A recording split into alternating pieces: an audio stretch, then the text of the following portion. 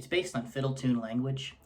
It can apply to many songs, many situations, and you're going to have to watch this video more than once to get this information, and then once you get this information, it's going to take you a minute to work it out in other keys and octaves besides the key of G, which I'm going to show you in one little octave.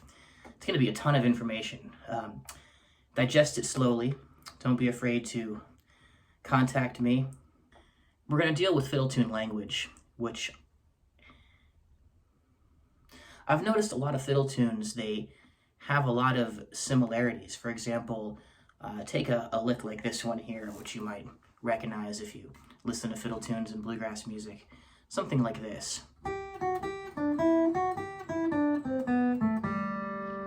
So this line I just played here, it's kind of like a fiddle tune tag.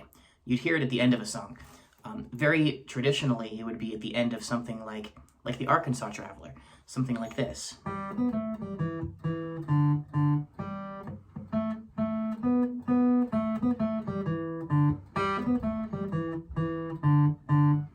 Now right here you could play this lick. This lick would also work in other situations, really any song. So in a different key, let's say you're in the key of D. When I first learned to play Whiskey Before Breakfast, sometimes I wasn't sure of the actual real traditional tags that people would play, so I would play licks like this one. For example, I would play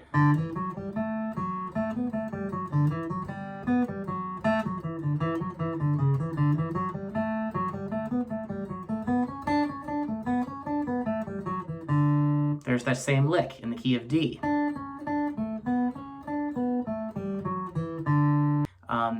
So before we even go on to any other licks at all, on a little mini side lesson, wouldn't it be valuable to learn a phrase like that over every chord? So this is the kind of thing I would do before I ever even taught any lessons, is I would learn a lick like that one and be like, that seems important to fiddle tune language, so I might as well learn it in C. Of course, D we already did. Maybe in A. Maybe G an octave lower. And so forth, F, E, and you can use the lick in other places. But this lesson is not completely about that lick, although this is a big part of it. It's about the length of the lick. This lick goes buka daka buka daka root on the G note. So if I played something totally different, like a straight chromatic scale, like this,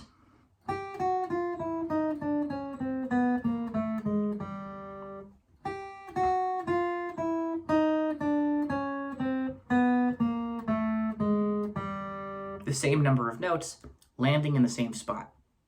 This lick, to me, is the same.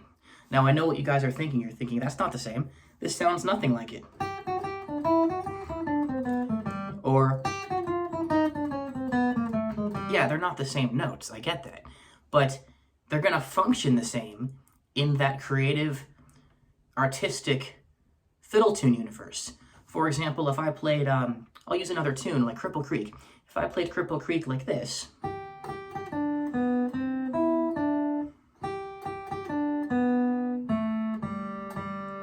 couldn't I just go like this just as easily? I could go...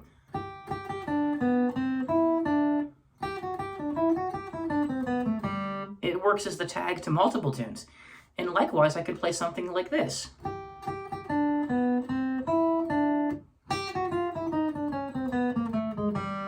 You see how they begin to sound the same, because they're the same number of notes. This could work with Arkansas Traveler as well.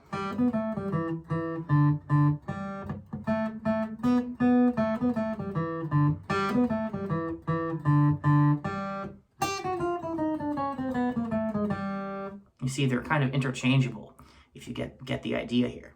So here's another idea. You've all heard guitar licks that go something like this. 1, 2, 3. It's one of the most popular guitar types of phrases. So whereas this one I consider more of a fiddle lick, classic old-time fiddling, this is more of what a guitar player might have come up with in a similar style. I'll play that lick slow for you.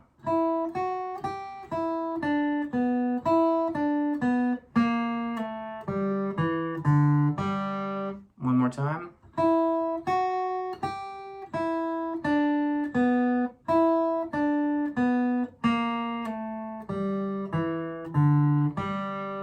Mostly major pentatonic based. It does have those 2 pickup notes, which we'll talk about in a second.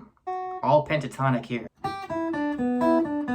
Here's a flatted 3rd being moved down to the 2nd. Root, 6, 5, root. This lick is still the same length. So for example, if I was doing my Cripple Creek example, I could go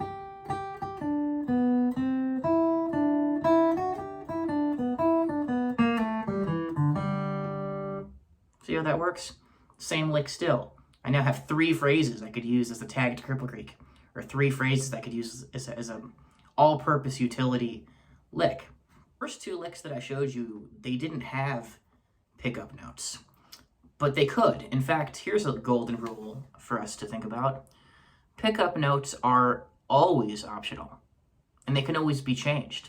They don't even matter what they are, nor do they really matter at all, really. So if you're playing something like a Sharky Shuffle, and it goes like this, 1, 2, 3, 2 pickup notes, you could just go 1, 2, 3, and. They don't really matter in most cases, or maybe even in all cases. So if I took these 2 pickup notes leading up to G, what if I took those notes, those 2 notes, and added them to the first lick that I showed you? Remember the one that we started with, this phrase here? I'll add my 2 pickup notes to that phrase. 1, 2, 3. I could also add the 2 pickup notes to that chromatic thing that I showed you. So I have 2 pickups, reach the G, and play chromatic. 1, 2, 3. Now, why do I like this one so much in an artistic kind of way is people always ask, what scales do you use to create flat picking licks? What scales do you use to create lines like this? And the truth is you need a combination of major scales, pentatonic scales, chromatic scales, blues notes. The real way of doing it is combining things together. So what I like is how you're planting this into the listener's ear. It's very common to hear in a major scale that'd be 6, 7, 1. Very common. Na, na, na. And right when the ear is like, oh, I know what's going on. I know that sound. Da da da. Then you throw them that curveball, and you get this. Here's what it sounds like in context.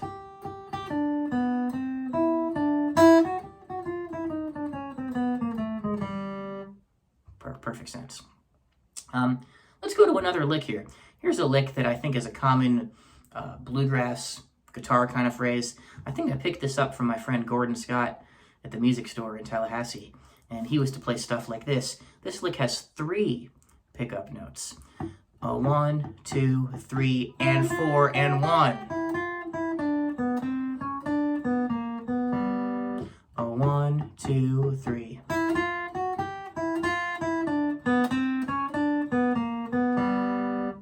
Really slow, starting with an upstroke.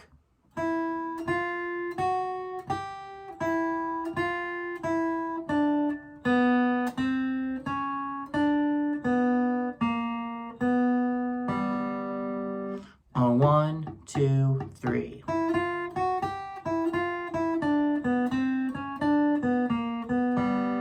That's 3 pickup notes leading up to that first initial G. So maybe you're thinking where I'm going with this. Couldn't we take these 3 pickup notes and add them to all the other licks that we just did? So what if I put these 3 notes onto this old school fiddle lick? So you get something like this. 1, 2, 3.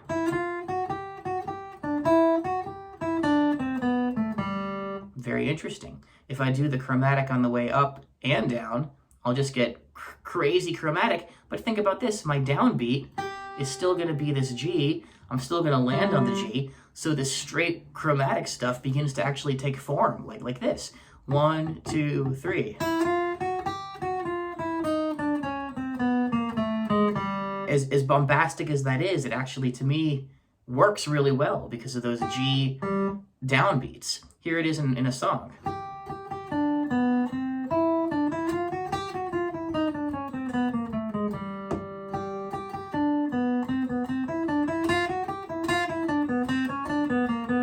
And that was the lick that I just showed you a second ago, this one.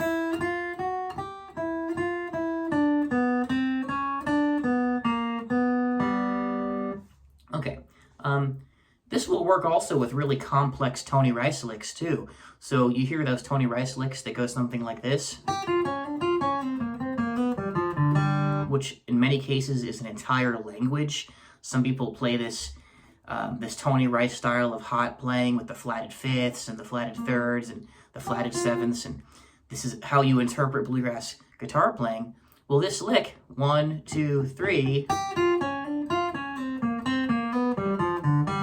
that's 3, 1, hammering 2 to 3, 1 on the high E, pulling off from 2 to 1 on the B, 3rd fret of the G string, back to the 1st fret of the B, sliding from 3 to 4 on the G, open G, and then 3, 0 on the D, back to G.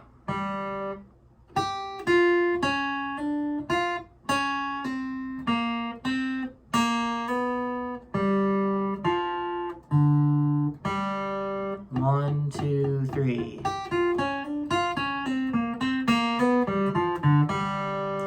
I get the feeling in my mind that this is the way Tony Rice thinks when a lick like this comes his way. So let's say you're this is like a little joke idea, but let's say you're an old-time fiddle player and you're hanging out with Tony Rice and you're like, hey, here's the way the lick goes. You're teaching Tony the tune and you're like, hey, there's a lick and it goes like this. And Tony's like, all right, that's what you played, right? That's his interpretation of it. And we all know those people that you try to show them a lick and they just play something of their own back, something similar. So this is the way Tony Rice would interpret a moment like that. You know, instead of playing this, he chooses to, you can see it fits in the same spot. This could be like a tag to Red Haired Boy. It could be a tag to Cripple Creek, or even something like Arkansas Traveler. So since I just showed you a Tony Rice style tag, this one comes from more of my mandolin playing, but I learned it on guitar too. And here's like what David Grissman might do. He does this kind of lick like this. 1, 2, 3, and I like that. So that's starting on the 2nd fret.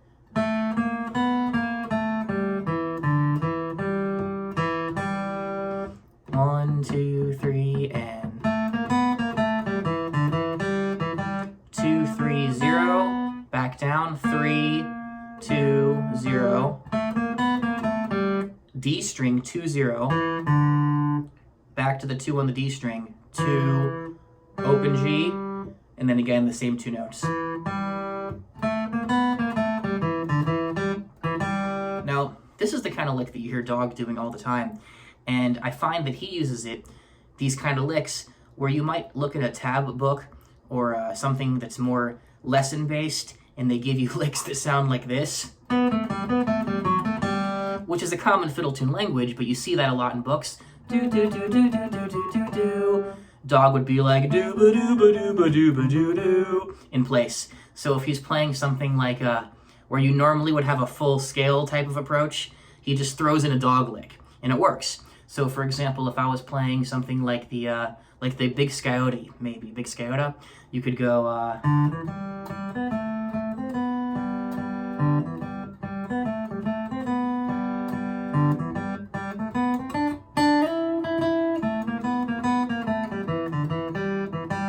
See, you don't need you don't need one. You could do something like that, but what about just throwing in a dog lick? Why not? I find it very interesting. So all of these phrases, we have no pickup notes, we have 2 pickup notes, we have 3 pickup notes, we have major scales, we have chromatic scales, we have Tony Rice licks, we have guitar licks. We've got so many things that we're working with, but we don't have to work with everything. For example, what if you were just doing something like, I want to stick to the major pentatonic scale, just to learn this style, just nothing but these notes here. Major pent, 1, 2, 3, 5, 6. This lesson assumes you know a lot of things. So let's take just this scale, major pentatonic, and I'm going to give you 10 licks that use this formula. Buka daka root. And they're all going to be interchangeable. And in this case, I'm not going to put in any chromatics. I'm not going to put in any even major scale where like I'm not going to play the 7th. Of course we can. I'm not going to play the 4th. Of course we can. But here's 10 different licks that use only the major pentatonic. 1, 2, 3, and.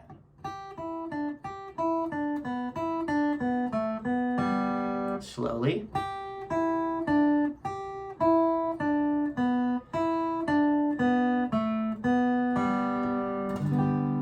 Lick 2. 1, 2, 3, and.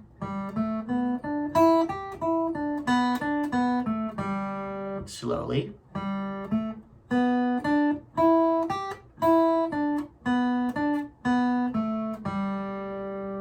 Lick 3 of 10. 1, 2, 3, and.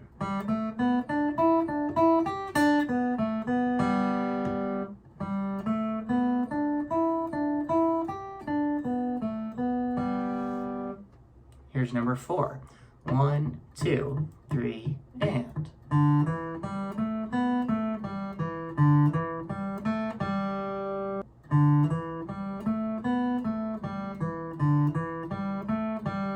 Slow down.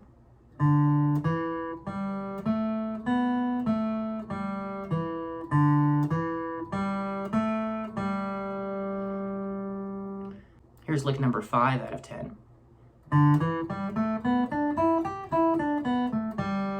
Slow.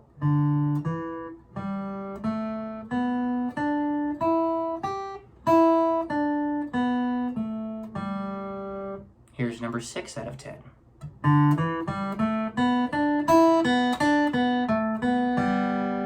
Slow.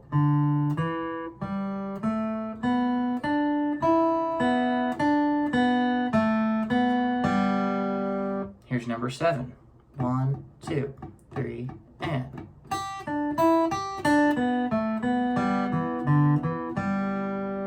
Here it is slow.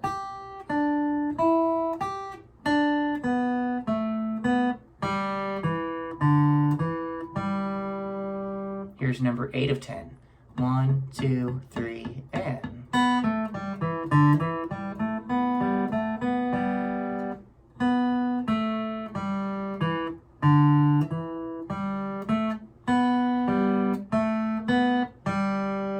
Here's 9 of 10.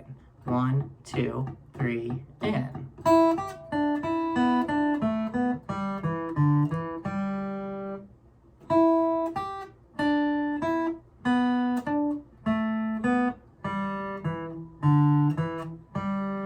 Here's a 10th one, 10 out of 10.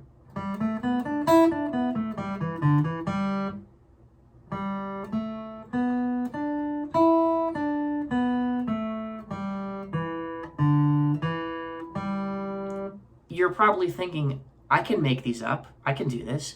And keep in mind, none of these licks are using any notes but the major pentatonic. So if we combine knowledge from the beginning of this lesson, we can add, if any of the licks that start here, on this note here, which a lot of them kind of focus on that note, we can always use 2 pickup notes to get up there, you know? If this is the beginning of the lick and we go like, I could use 2 pickups or 3 pickups like we did.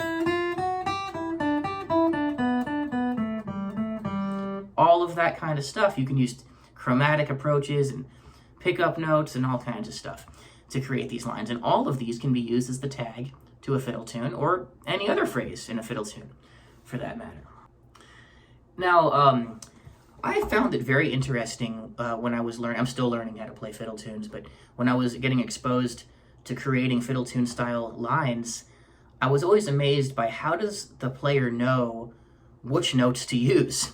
So for example, you see a lot of people, they might use the 7th of the scale on the way up, but then on the way down, they don't hit the 7th.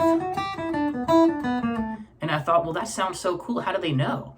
And when sometimes they seem to skip the 4th, or sometimes they play the 4th. They'll go like, but sometimes they don't. It'll be where you go 3-0 instead of 3-1-0. How do they know whether to use the 4th note of the scale or the 7th? Which, the reason I bring up the 4th and the 7th, because those are the notes that the major pentatonic leaves out. So when you play pentatonic, you have this. But when you play major, 1, 2, 3, 4, 5, 6, 7, the 4th and the 7th are the ones that are going to come or go. So here's a lick that it uses the 4th.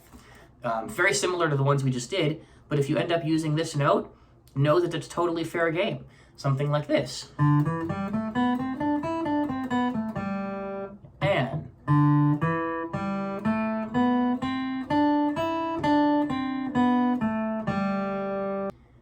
here's one that uses notes of the major scale in a kind of slick kind of way.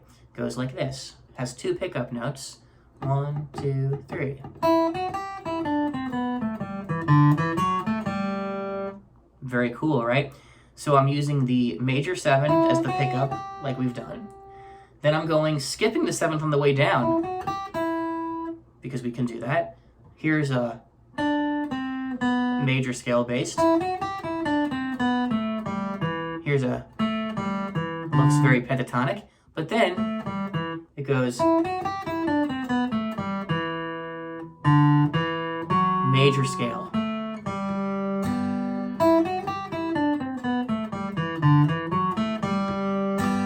I like that phrase. Let me put that into that Cripple Creek.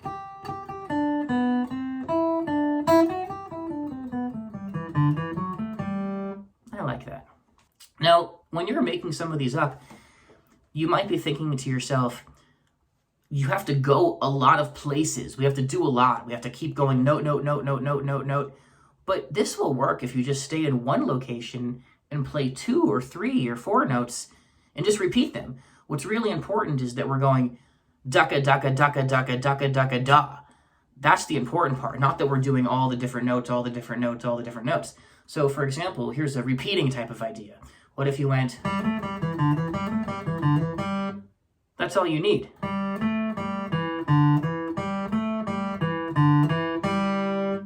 See? So...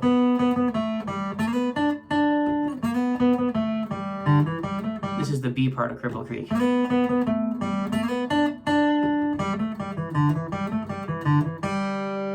See, this lick works. It's just a small little phrase. Here's another example of that, like a repeating idea. Take something where you like the sourness or the cooled factor, something like this, and just repeat that over and over again. Like, check out this lick. 1, 2, 3, and...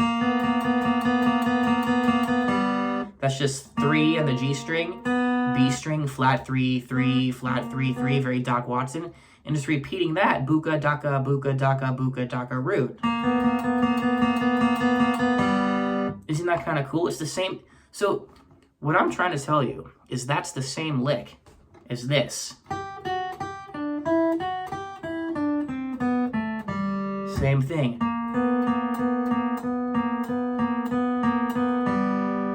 Do you hear how they're interchangeable? Here's a lick, just thinking smart, taking some of the things I've learned about G and the key of the keys that I'm playing in, the positions that I'm playing in, and I came up with this kind of lick. I think it navigates in a smart way. Check it out.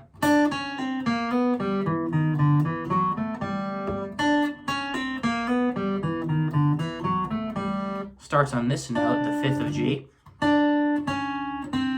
3, 2, 1, frets, and then flat 3 to regular 3, fret 3 to fret 4, root, chromatic, and then we've done this piece. 2, 1, 0, 2, 4, 2 on the G string, root. 1, 2, 3, and that's a nice one. Booga daka, booga daka, booga daka boo. If you put 3 pickup notes on there, you've just eliminated all of the pausing, all of the little space between the licks. So for example, if I play a 3 pickup note phrase, and then I do it again, these are going to be no 8th notes of rest. Check it out.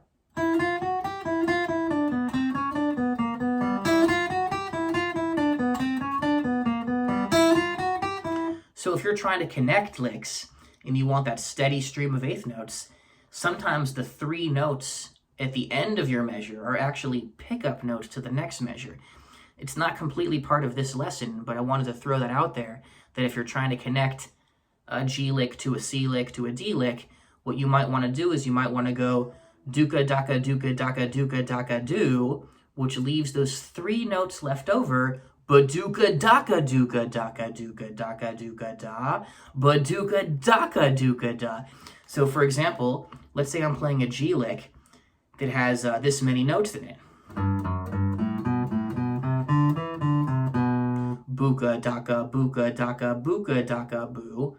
I have my 3 notes now that are going to be used to head towards the C chord. So I'd have my G lick like this. Now I need the 3 notes to get to C.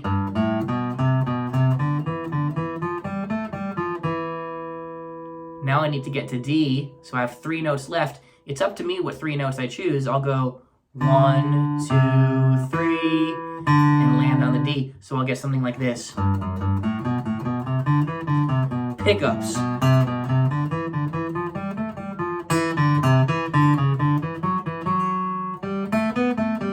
Pickups.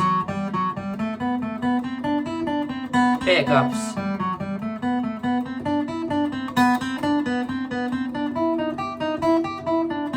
2, 3 notes.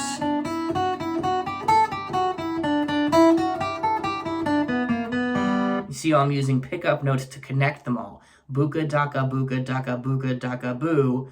Baduga buka daka buka daka buka daka boo. Hopefully that makes some sense. To one of the theses, the thesis of this concept, one of them, because we're going to do way more with this. What we're going to do is I'm going to show you how these work over a chord. I'm not sure what chord you're thinking this works over, but let's say we're doing this over one chord. So clearly we're thinking this is going G, G, G, G. And all the licks I'm showing you would work over a G chord. So I'm going to use this program called Strum Machine. I'm not sure if any of you have actually ever heard of it, but it's going to play a G chord for me. And I'm going to play one of these licks. And you'll see it works over a G chord. 2, 3, and. Lick 2. Lick 3. 4. You get the idea. But what if your chord progression is not G and a G and a G and a G? Instead of going G and a G and a G and a G, what if you're doing like a tag? I've been using all these as a Bluegrass fiddle tune tag, which would probably go G and a G and a D and a G. Well, you know how everyone's always telling you have to solo over the changes? Well, you do. You're going to have to learn how to solo over the changes, yes. But sometimes we don't solo over the changes. Sometimes we play G over D, especially when D is acting like the 5 chord of G. Like in this case, it's going 1 and a 1, quick 5 and a 1. So all of these phrases, every one of them, has the 5 chord built in. Check it out. This progression is going to go G and a G and a D and a G. 2, 3, and you have G, D, G. G. Check it out.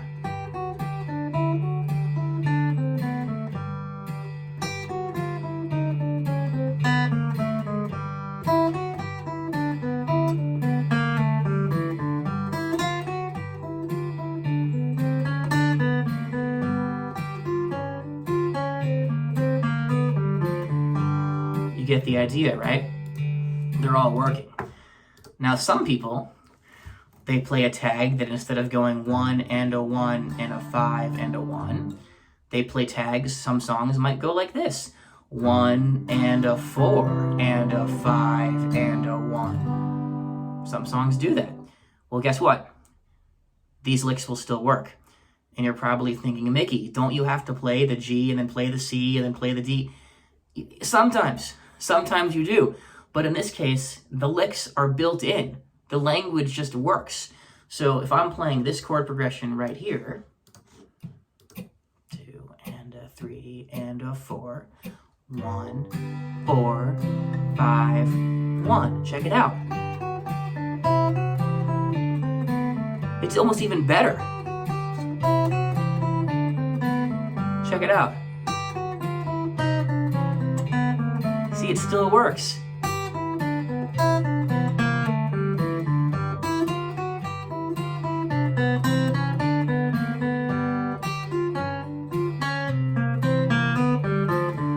Like magic, the phrases are all-purpose utility licks.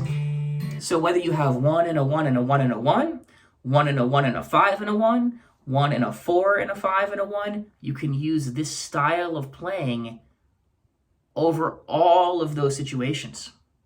Now, where could you not use this is all of the situations I just showed you are landing back on the 1. So where you couldn't use this would be a song like the first phrase of Red Haired Boy, where it doesn't go 1 and a 1 and a 1 and a 1, and it doesn't go 1 and a 1 and a 5 and a 1. What it actually does is 1 and a 1 and a 1 and a 4 lands on the 4. So this lick wouldn't work. But what we could do is take the whole lesson and just change one note, and this lick would still work. So instead of going G, G, G, G, G, G, G, G, land on the G, we just want to land here on the C. Okay, so we want to go.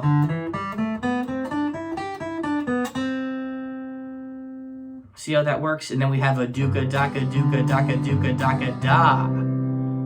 See, because that's how we would have to alter that line to work in that situation. So from this point forward, your job is to figure out places to play these licks, make up your own, clearly do them in other keys besides just G. You know, do some of this work in C, do some of this work in the key of D. And then from here, the next time we get together on one of these videos, I'm going to take it a step further, build more lines with this idea, show you how to apply this to other tunes and other situations. I'm sure you have some questions, and hopefully this made some sense on how to create some creative lines over fiddle tunes, what scales to use, what kinds of phrases work.